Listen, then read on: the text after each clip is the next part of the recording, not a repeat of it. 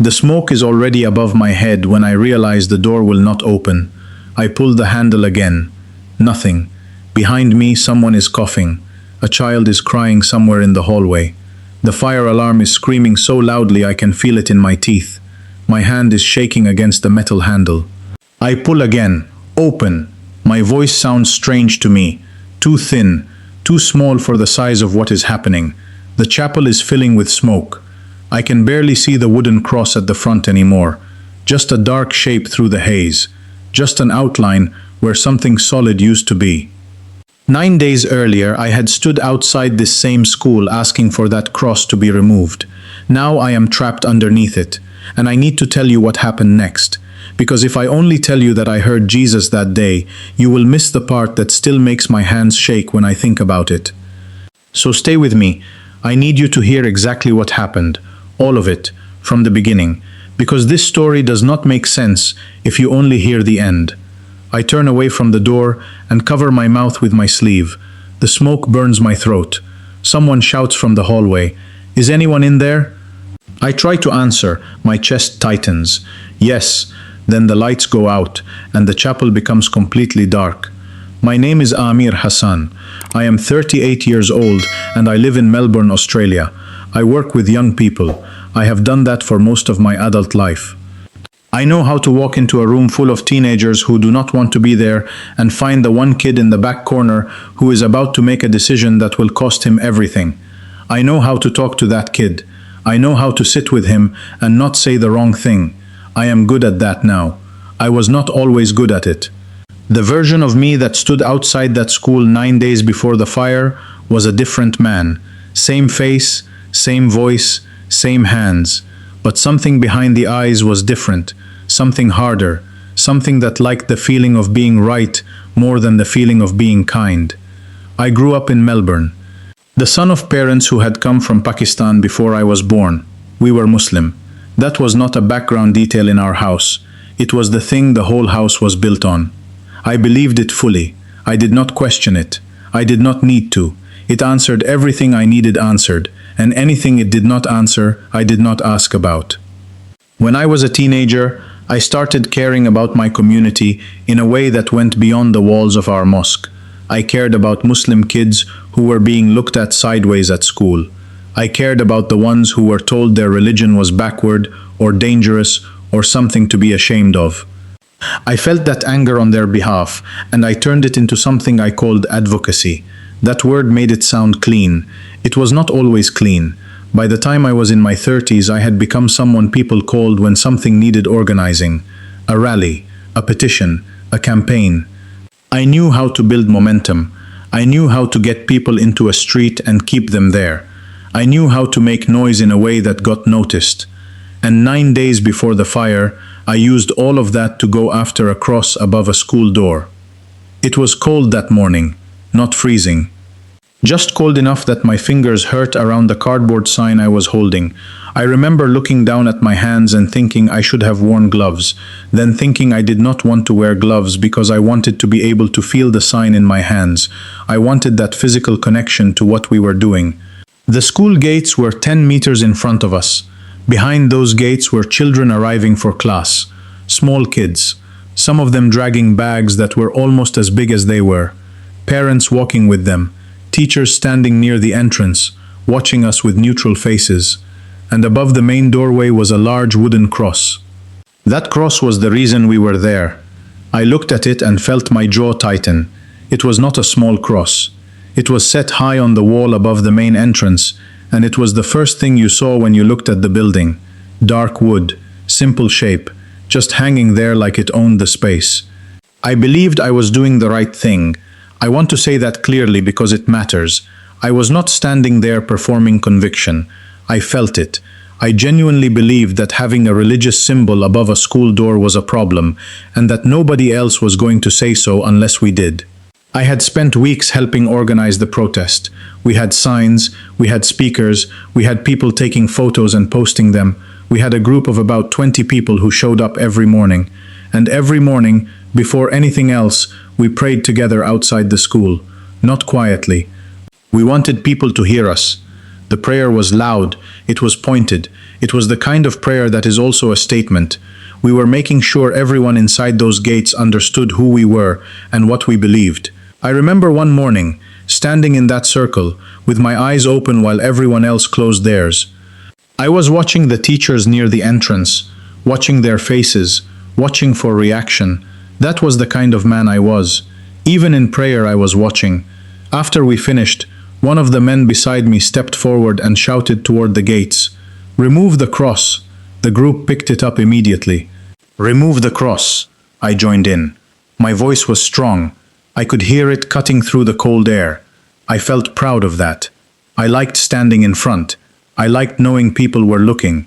I liked knowing my voice was the loudest. A teacher came through the gate and looked at us. She was young, maybe late 20s. She had a coffee cup in her hand and she was wearing a coat that was slightly too big for her. She did not say anything. She just looked. I called after her, "You should not be forcing religion on children." She stopped. She turned around. There was no anger on her face. That is the part I remember. No anger, no defensiveness. She just looked at me like she was trying to figure out exactly what I meant. "I don't think anyone is forcing anything on them," she said. I laughed. Not because it was funny. I laughed because I wanted everyone around me to know I was not intimidated. I laughed to show the group that this was easy, that I had this handled. "You have a cross above the door," I said. She looked up at it, then back at me. "Yes." "And you call that nothing?" "No," she said. "I call it a cross." Some people behind me laughed. I smiled. That answer felt weak to me. She had not defended it. She had not explained it. She had just described it. And I told myself that meant she knew I was right. That was how I processed everything back then. If someone did not fight me, I told myself I had won. If someone stayed calm, I told myself they were retreating. I had built a whole system inside my head where I could not lose an argument because I just kept redefining what losing meant. She walked back inside. I turned to the group. "Every morning," I said. "We come back every morning." And we did. For 9 days we came back. Morning, afternoon. Sometimes in the evening, we prayed outside the gates. We called for the cross to come down. We held our signs. We spoke to journalists twice. We got a small amount of coverage in local news. Not a lot, but enough to feel like we were being heard. The school never fought back. That actually made me angrier. I wanted someone to shout at me. I wanted someone to come out and tell me I was wrong and I was causing problems and I needed to leave. I wanted friction. I wanted resistance, because resistance meant I was pushing against something real. And if I was pushing against something real, that meant what I was doing mattered. Instead, the principal sometimes came outside with coffee. The first time she did it, I thought it was a trap, some kind of strategy to make us look small. She walked out carrying a tray with paper cups on it, and she offered them to people standing near the gate. Nobody from our group took one. I made sure of that. I walked down the line quickly and shook my head at people before they reached for one. The second time she came out, it had started raining. She brought blankets. She just set them down near us, not handed them out, just placed them on the low wall near the gate and walked away. I told our group to leave them. Then I turned to her as she walked back. "Keep them," I said. "We don't need them." She stopped. She looked at me. "All right," she said, and then she walked away without another word. I remember being annoyed by that, deeply annoyed, more than the situation deserved. Why wouldn't she fight? Why wouldn't she give me something to push against? What kind of person offers a blanket to the man standing outside her school demanding she take down her cross? I could not find anywhere to put that question, so I left it there, on the wet pavement, and kept going. On the 9th day, the weather changed. The wind came hard through the street. Clouds came in low and grey over the tops of the buildings. It was the kind of Melbourne morning where the sky feels 3 meters above your head. Close, heavy, like something is about to break. There were about 20 of us. Parents were arriving. Children were running through the gates with their bags bouncing behind them. Then one little boy stopped. He was small, maybe 7 years old. He was holding a blue backpack by one strap, dragging it slightly rather than wearing it properly. He looked at our signs. He looked at the people holding them. Then he looked at me. He was close enough that I could see his face clearly. He had a little cross hanging from the zipper of his backpack. He looked at me for a few seconds. No expression I could read, just looking, the way children look at things they are trying to understand. Then he walked inside. I watched him disappear through the gates. Something about that bothered me in a way I could not explain. Not guilt. I was not ready to call it guilt. It felt more like a snag, like something had caught on something inside me and pulled slightly. I looked back at the cross above the entrance. I tightened my grip on my sign. Today, I said to the group, we stay until they listen. I meant it. Then I heard the alarm. At first, I thought it was one of the school bells.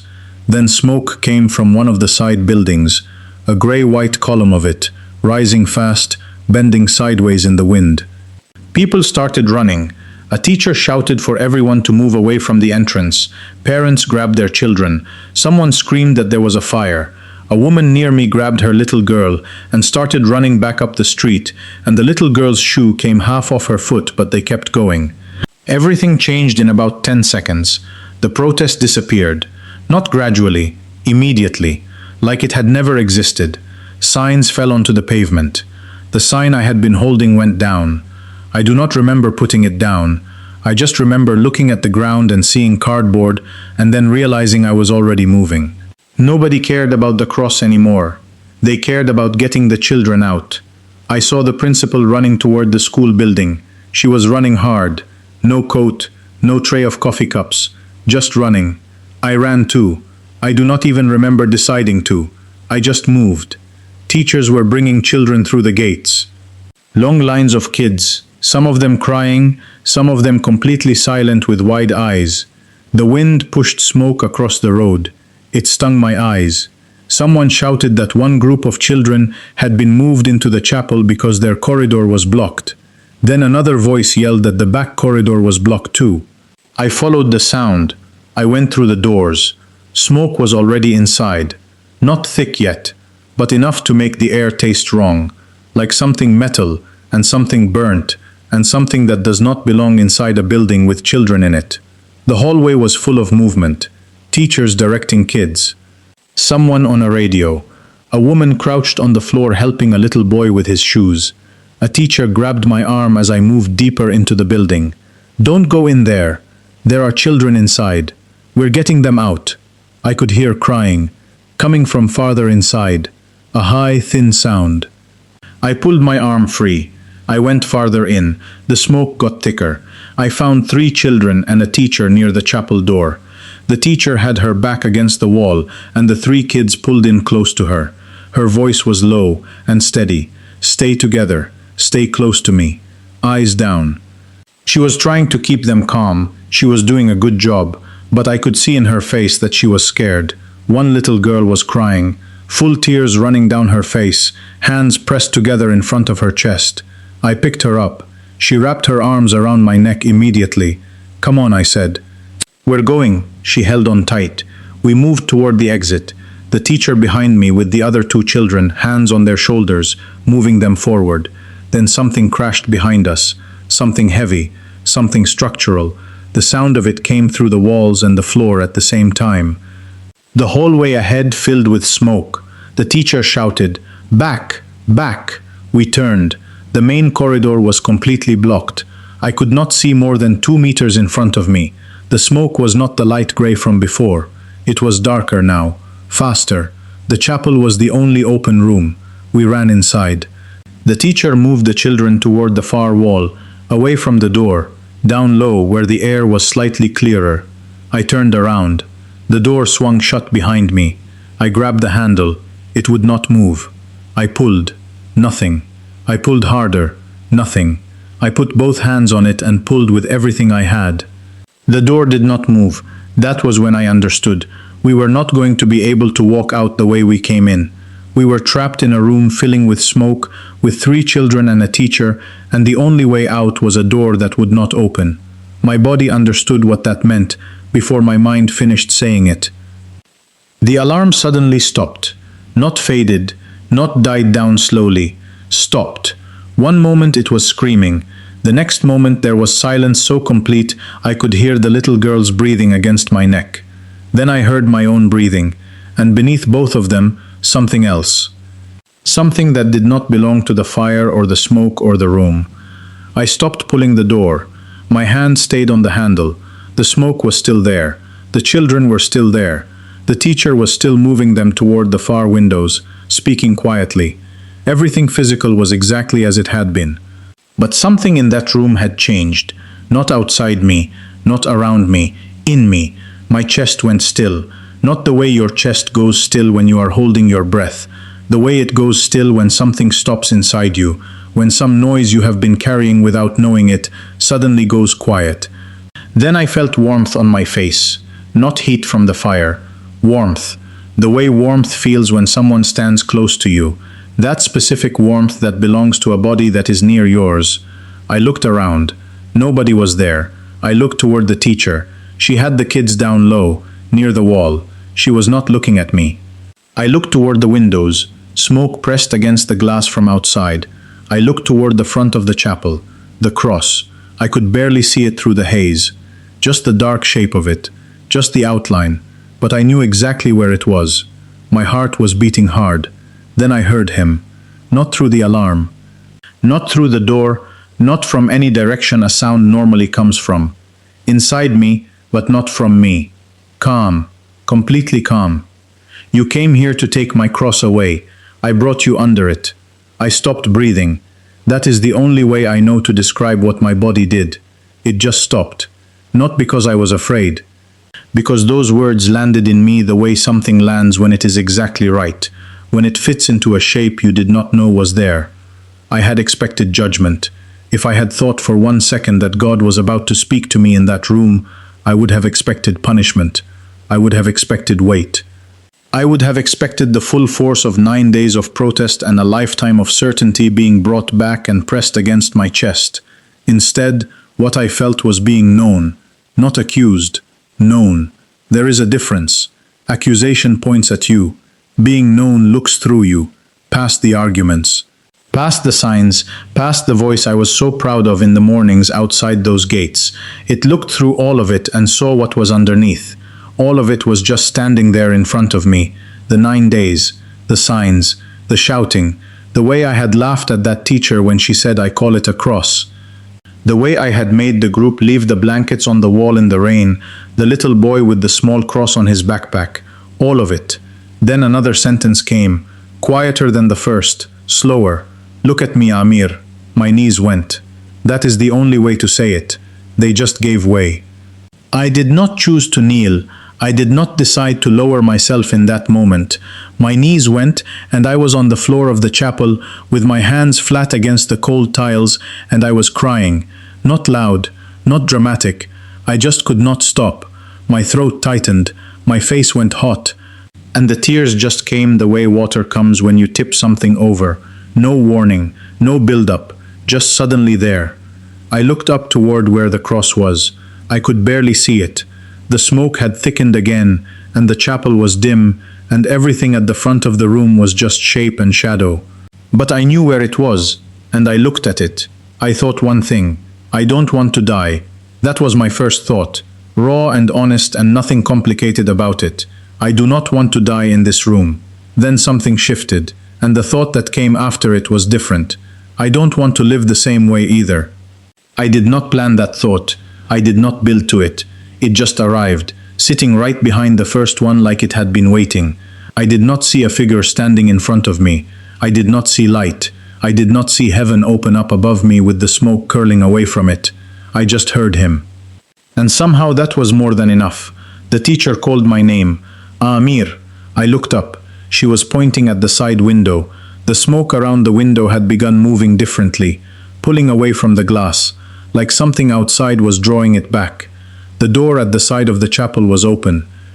Nobody had touched it. I had not heard it open. The teacher had not gone near it. The children had not moved. The door was simply open. Where it had been closed a moment before, there was now a rectangle of lighter air. The teacher grabbed the children. Go, move, now. I got to my feet. I picked up the little girl again. She went back around my neck without hesitation. Her fingers gripped the back of my shirt. We went through the opening. The hallway on the other side was clearer. We moved through it fast, then through another door, then outside. Fresh air hit my face like water. I went down to my hands and knees on the concrete. The little girl was safe, still holding my shirt but safe. The teacher was behind me with the other two children, and she was already talking to a firefighter, and I could hear her voice but not the words. Other people were around us. I was on my hands and knees on the concrete outside that school, and I was trying to breathe and trying to understand what had just happened inside me and failing at both at the same time. I looked back at the chapel. The smoke was thinning around it now. The firefighters had it. People were moving purposefully. Radios, equipment, orders being given and followed, and through one of the chapel windows, through the grey and the chaos, I could see the dark shape of the cross. Still there, I could not look away from it.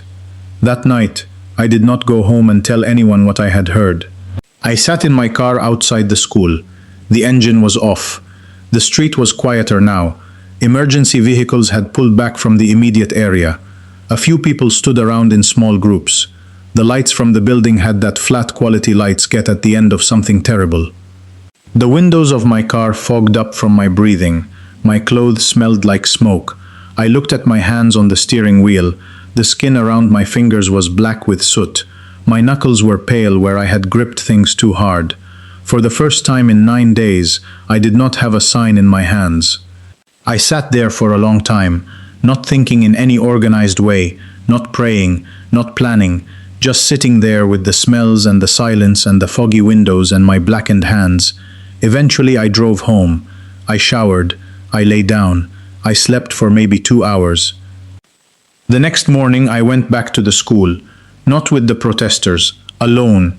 I drove there in the early morning when the street was still quiet, parked where we had always parked, got out. The gates were closed, but the principal was already there. I could see her through the glass panels in the gate. She was walking across the courtyard with her coat on and a folder in her hand, looking like someone who had been there since before sunrise and had no intention of stopping. She saw me at the gate. She came over, opened it. She looked at me. I looked at her. Neither of us said anything for a few seconds. There were things we both knew about the previous day and things that maybe only I knew, and the space between us held all of that without either of us naming it. Then I said, "Can I come inside?" She stepped to the side. Of course. I walked in. I walked beneath the cross. I stopped underneath it. I looked up at it, the same dark wood, the same simple shape, just hanging there the way it had always hung there. I stood underneath it for a moment. Then I kept walking. Over the next few days, I stopped going to the protest. Nobody called me to say they had noticed. Nobody came to find me. The group kept going for a while without me. I heard about it. I did not go back. I stopped making speeches. I stopped answering the calls from people who wanted me to come and say things at events, or sign things, or stand in front of things. I stopped calling for the cross to be removed. Instead, I went back to the school and asked if there was anything I could do to help with the cleanup. They said yes, so I helped. I carried boxes. I helped wash smoke from the walls. The smell of it came back to me every time I pushed the cloth across the painted surface, and every time it did, I just kept going. I repaired shelves that had warped from the heat. I moved furniture. I did the kind of work that nobody notices, because it does not look like anything important. It just makes things workable again. One afternoon, I was sorting through a box of things with one of the teachers. Books and folders and small objects that had been moved out of the affected rooms. We sat on the floor and went through it quietly. She did not ask me anything about why I was there. I did not explain myself. We just sorted through the box. Nobody at that school asked me to become anything. Nobody sat me down and gave me a speech. Nobody said, "Well, now that you are here, let me tell you what you should believe." Nobody pressed anything into my hands. They just let me help. That surprised me more than anything. One afternoon, maybe a week after the fire, I was in one of the rooms moving chairs when I heard footsteps behind me. I turned around. The little girl was standing in the doorway, the one I had carried out. She was small, maybe 6 or 7. She had her school bag on properly this time, both straps over her shoulders, and she was looking at me with an expression I could not fully read. Then she said, "You're the man who carried me." Her voice was matter of fact, like she had thought about this and decided she knew the answer and was now confirming it. "Yes," I said, "that was me." She reached into the front pocket of her bag. She pulled out a folded piece of paper. She walked across the room and held it out to me. I took it. I unfolded it. She had drawn a picture of the school in crayon.